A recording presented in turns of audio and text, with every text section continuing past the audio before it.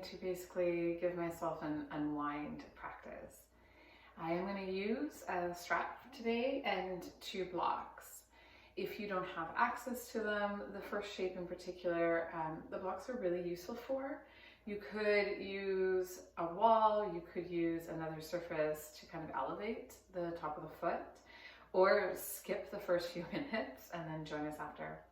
A strap, anything will work.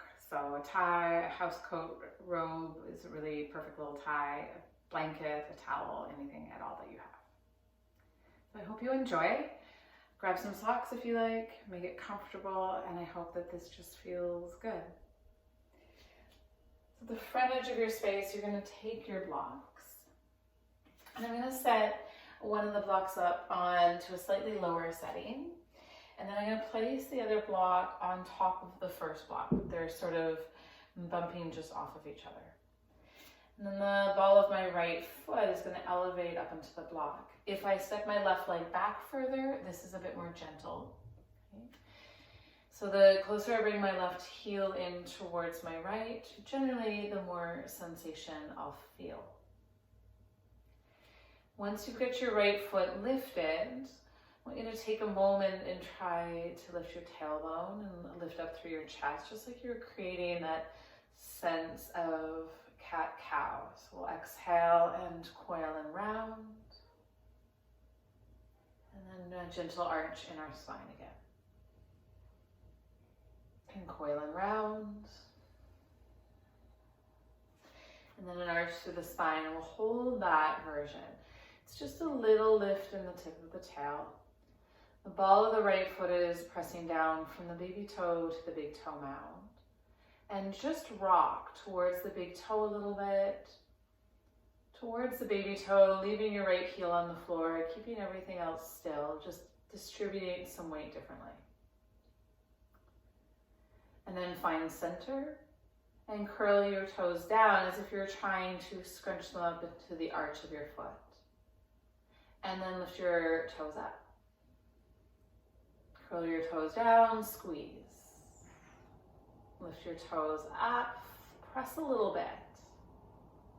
Curl the toes, squeeze, and lift the toes, hold.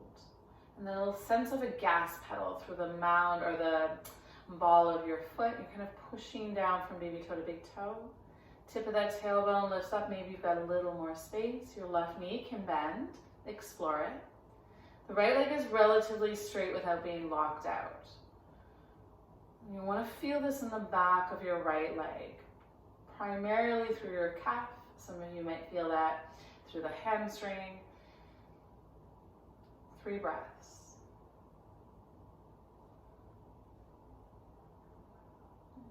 And then gently place your right foot off of the block and on the floor. And then allow your body to drape over your legs into your forward fold. Since your blocks are right there, bring your blocks up and maybe support your forehead, let the arms kind of dangle. And perhaps notice if the right leg feels any different than the left.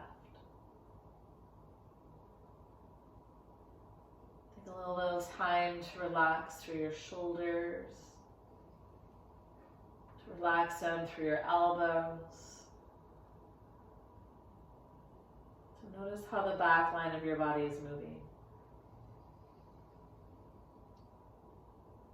How it's breathing.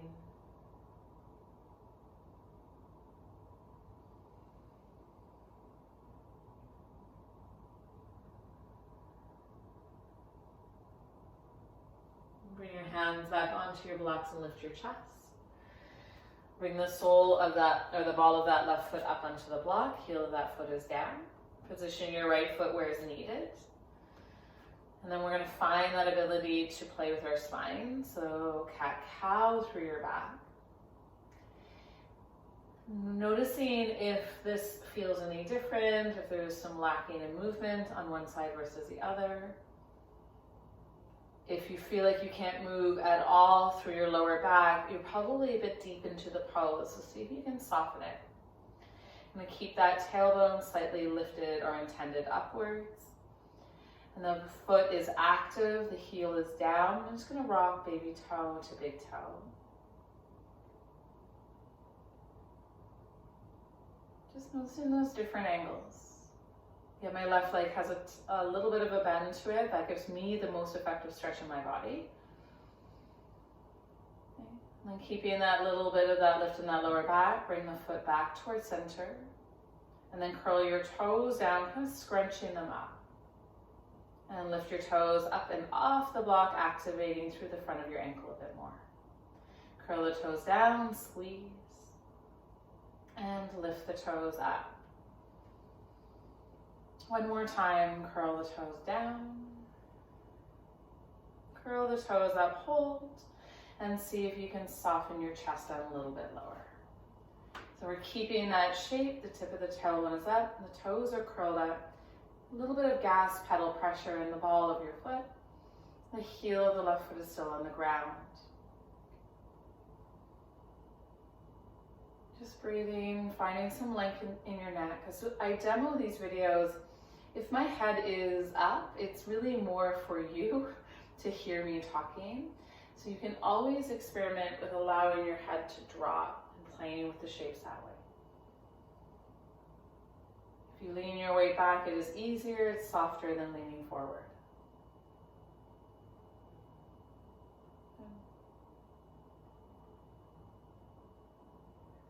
And then left foot comes up off the block. Blocks might move out of the way if you like. Just set them off to the side and dangle head towards thighs. You can catch opposite elbows with fingers if that serves you. Notice how the legs feel. Notice the connection through your feet. And then see if you want to give your body a gentle little sway.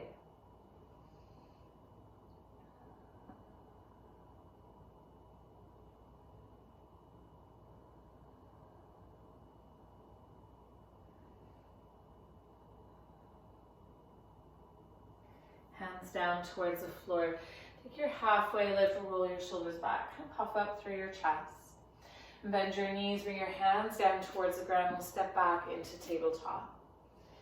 You can always bring your forearms onto blocks to get yourself off of your wrists today. If you feel like you want something a little bit different, that's also an interesting way to try it. So hands down or forearms on blocks, and then start to just move through cat-cow. But we'll get a little more liberated, so I want you to shift and rotate through your ribs and your hips. I'd encourage you to close your eyes as much as you can, as often as you can. If you're down on your forearms for fun, start to work your way back up into your hands. If that's more appropriate for your wrists, by all means, continue to do it that way.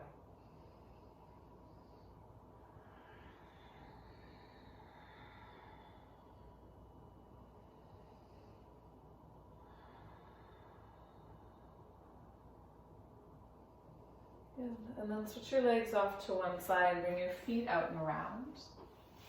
Scooching your hips towards your heels, and we're going to roll down onto our back, but this is where I'd like you to have your strap and potentially a block nearby.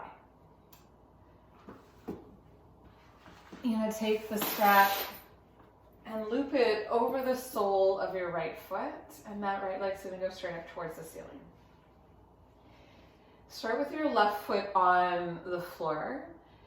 And just allow your hands to begin to apply some weight down. So instead of bringing the right leg in towards your chest, I want you to feel that your sacrum is really grounded and really the right heel is kind of stacked over the back side of your buttocks. And so as you bear weight down, it's more like pressure in the joint. Okay? Not pain, just weight. Then for a lot of people, if you can see this on the camera, there's often a subtle shift of the right hip up towards the armpit. So that elevation of my hip, I want to get rid of. So I'm depressing the right hip. I'm trying to draw it down a little more. And the weight between the right and left hip bone feel equal. And the lower back actually feels a little light versus tucked under. Okay. I want to imagine that a small little ribbon could be underneath my lower back and not squished on the floor. And we'll flex the foot, pull back on your toes, and then extend the toes up towards the ceiling. And just pull back. And press out. And your hands can work like a little bit of resistance. You're just giving your ankle a moment.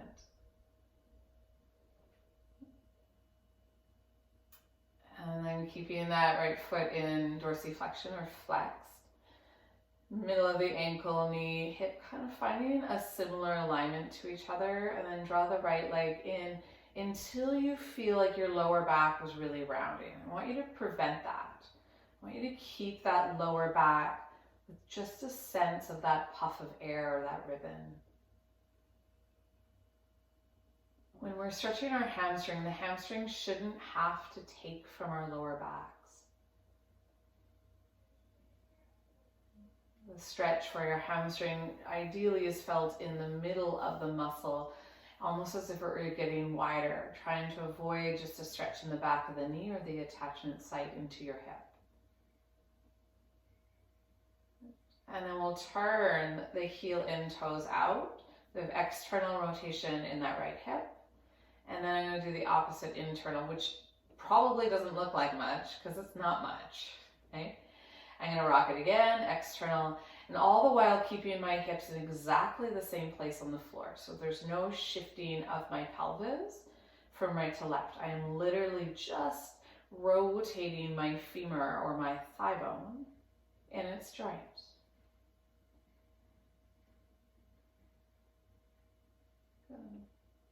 Keep your external rotation and then bend your right knee and draw it outside of your ribs if that's appropriate for you. You can reach down and catch the strap a little closer to your foot. I like my elbow inside of my right thigh.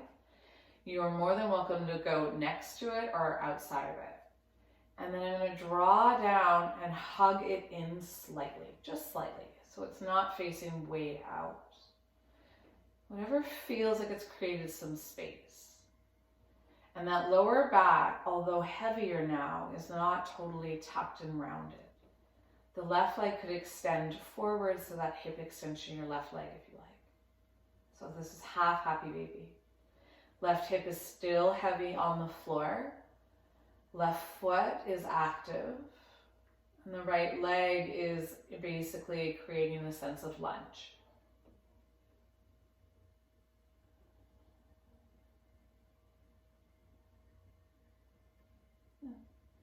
You're going to rebend the left knee. Bring the left hand over to the right side of your, the right side of your strap, the strap on the right. Open up your right arm, extend your right leg, and keep that external rotation. So I want that inner thigh facing towards me, which depresses the top of my right hip more.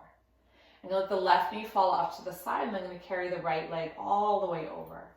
You might choose here to rest it on the block if you have the support there for that, or a bolster, or just leave it hovering. It can come all the way down to the ground. Okay? Right arm can open up beside you. And to make this more interesting, there's a couple of things that can happen. You can bring your left hip more in line with the center of your chest or your sternum. You can depress, so if I stick my right thumb in my right hip, I'm pulling that right thigh back. If you've ever been to my public classes, this is the one that everyone's like, that one right there. And then notice when you do that in particular, if your baby toe edge of the foot drifted away from you. And I want you to encourage the pull of the baby toe towards you and the press of the big toe and the heel away from you. And that will usually do it. That will usually increase the sensation. And the left leg can just be wherever it is comfortable. I just keep it bent. Okay. Allow the gaze to fall off wherever it feels best. You're looking for sensation in the outer edge of your right hip. But for today, just making sure that it's something that you can manage and breathe into without struggle.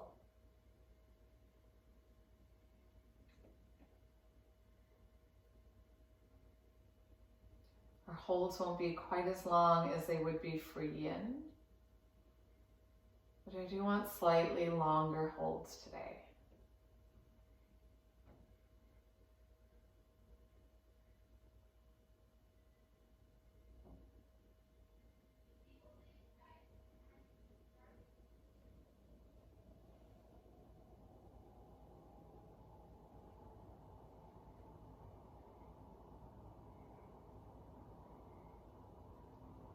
Right hand comes over to take that right leg. We'll draw it back up towards the ceiling.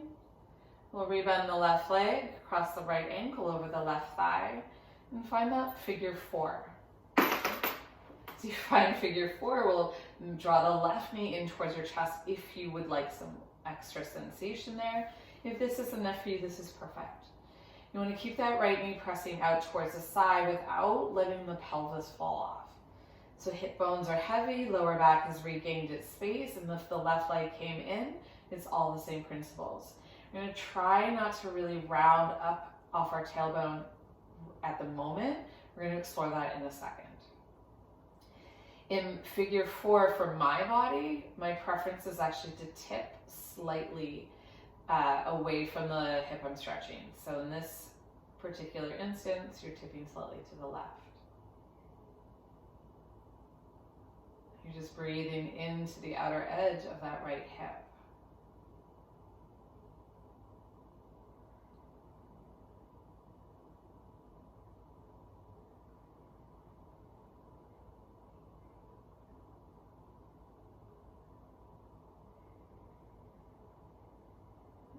And then take the tip back to center. Take a breath in. As you exhale, squeeze in a little bit tighter. Allow the tailbone to roll up off the floor if you like. And then gently move out of the shape just a little bit. Exhale, draw in. Inhale, it floats away. One more time, draw it in. And then let it go. Untangle the right leg from the left, right foot to the floor. Left leg stays in towards your chest. Strap goes over the sole of that left foot, and left leg goes out towards the sky. And we start just with that hamstring kind of pressure down into your joint. Your joints like pressure, just like your muscles like weight. It's the same sort of thing. Ideally, we're just going to be a bit more static with it. So as the foot reaches up, you're looking to feel that the base of your sacrum is a little heavier and the lower back's a bit lighter, just at the beginning. You know, try to work the idea of that left knee straight, and if it doesn't go straight, that's fine. If you're feeling the stretch in your hamstring, you've got your spot today. There's a bit of pressure downward just for that beginning to nourish through your hip. And keeping some tension on the strap, push the ball of the foot upwards, so you're basically pointing the toe, and then pull back down. And you're just really working through that ankle movement. Press away and pull back. One more time. Pull back, hold it back. Take a breath. Find that sensation. And then external rotation, heel in, toe out. Heel out, toes in. Keep turning slowly with that pressure downwards in your strap. And then external rotation presents. Strap moves into the left hand. That left knee begins to bend and draw outside of your left hip, rib. You're creating that sense of lunge. So the most common things are people leave that heel way down, the knee goes way out to the side. I want you to think that if you rolled onto your belly, that you would be able to hold an actual lunge or lizard shape in yoga even. So you've got that left foot active, left knee out, a little bit of a hug of the left thigh in, it hasn't wandered off to the side. And maybe that right leg extends forward if that feels good in your body. Right hip stays heavy, right foot is still alive, and the right arm can do whatever it needs to do. Sometimes a reminder in the top of the hip's really nice.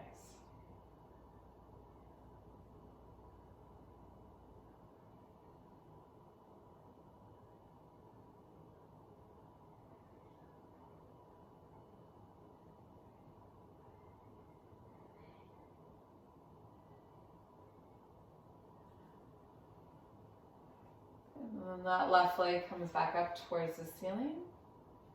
Turn the toes out, heel in. I've got that external rotation. I really want to keep that depression in my hip. That's what we talked about, where the hip wants to rock up to the rib. I want to move the hip away from the rib cage. And then I'm inviting that right leg to rebend. And I'm going to drop the right leg out to the side and let it follow with the left. Now, I like to scooch my hips back, but that's up to you. As the left foot extends out, okay, it's got a resting point. You can take that on a block, the floor, wherever that might be for you. The left hand can come into that left hip crease, and I'm kind of pulling back and creating more space in my ribs. And then baby toe edge of the left foot draws towards your face as you push out a bit through the big toe and the heel. And we're looking for the outer edge of that left leg. So a little bit of a knee bend can go a long way. Don't isolate that sensation. Don't aggravate your sciatic nerve if that's an issue for you. A little bit of a knee bend is more than welcome. And then you might want to turn your chest, turn your gaze towards the left.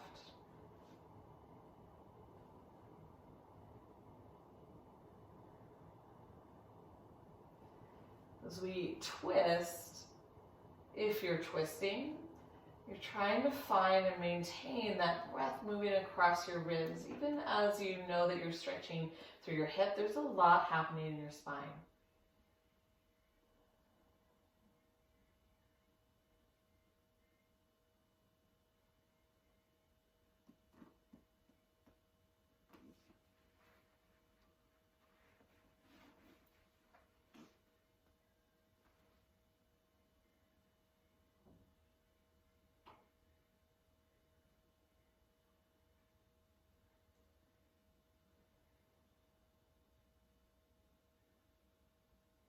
Three more breaths.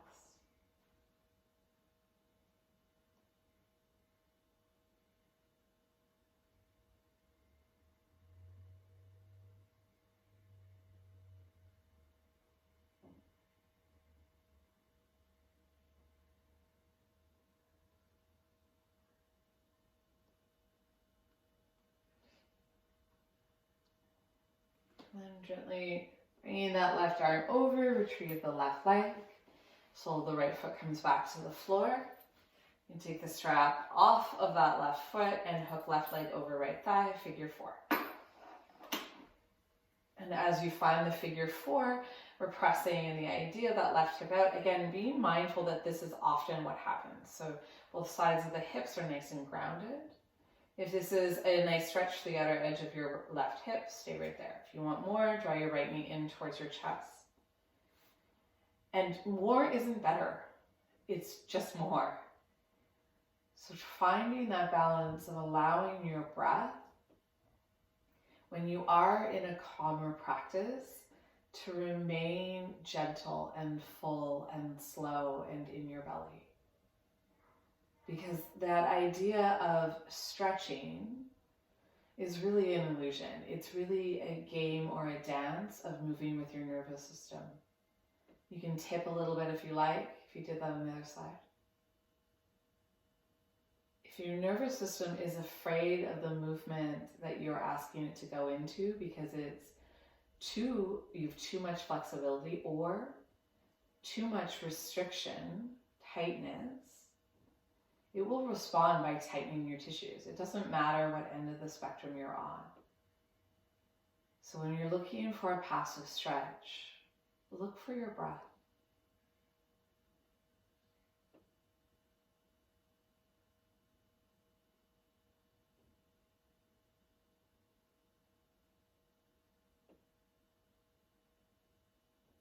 And we'll take that back to center.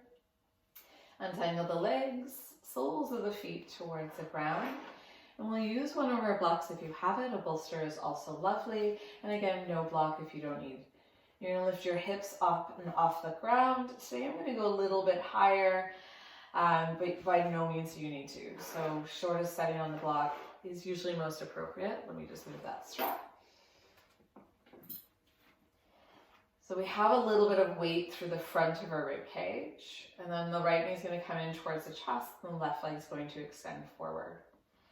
And as I draw that right leg in, primarily this stretches in my left hip. That's what I'm looking for, is that left hip moving through extension. I'll just keep the block there. If we're worried too much about the right hip, you're going to find that the left leg just finds a bit of buoyancy. That left heel is trying to get lower than my knee. Ideally, my knee is going to be a bit lower than my hip. So I'm increasing that hip extension. The right leg is being drawn in. If you want to use your strap, you can. If you want to interlace behind the leg, that's lovely. And then I'm going to bring that left knee in. And I'm going to push that left heel out. I'm going to do that 2 more times, just allowing my psoas to find some movement here.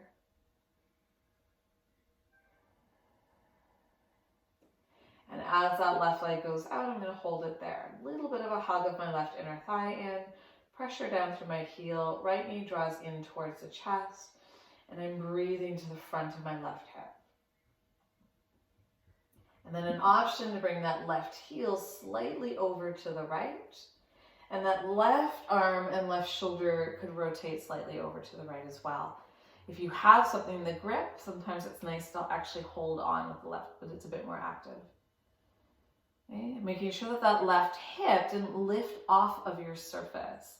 So I'm still drawing a bit of length into my tailbone. I'm still heavy through my ribs and my hip bone. Any one of these stretches, if you have more time, stay in them longer.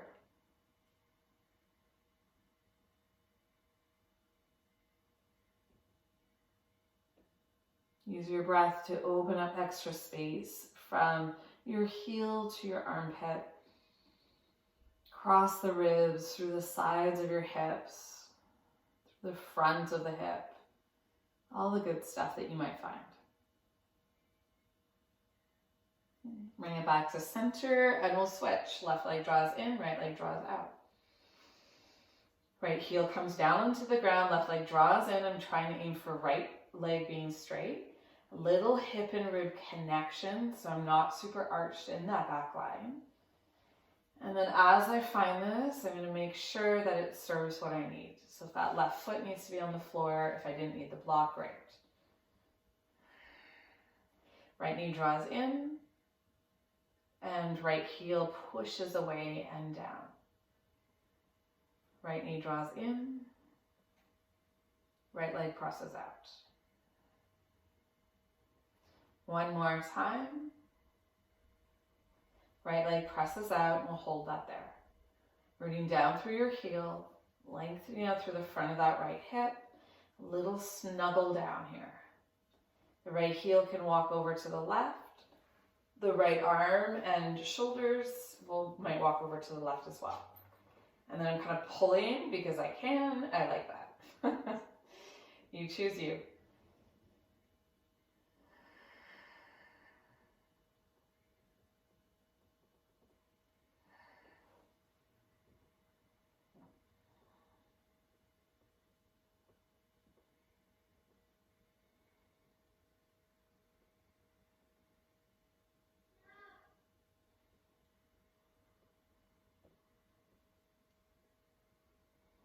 Use your breath as a tool to open up more.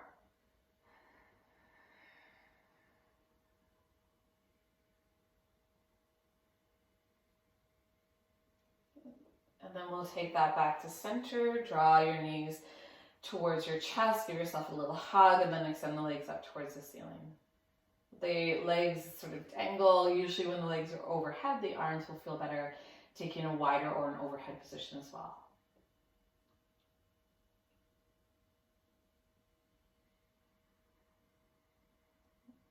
And then soles of the feet to the floor, lift your hips. Removing your blocks. Rolling your spine down towards the ground. And then send your legs forward, let your arms spread out. And just find your way into your final resting pose. See if you can feel that the hips have a little more space.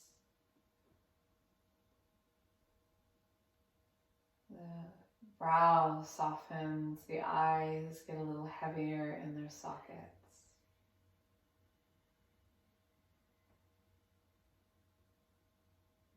Allow your body a moment to ground on the earth,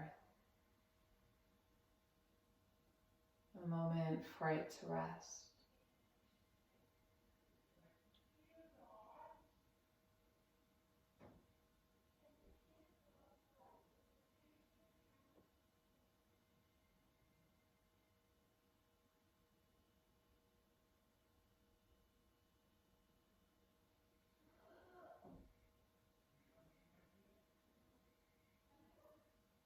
I encourage you to stay and rest for longer. I hope you enjoyed this short little stretch.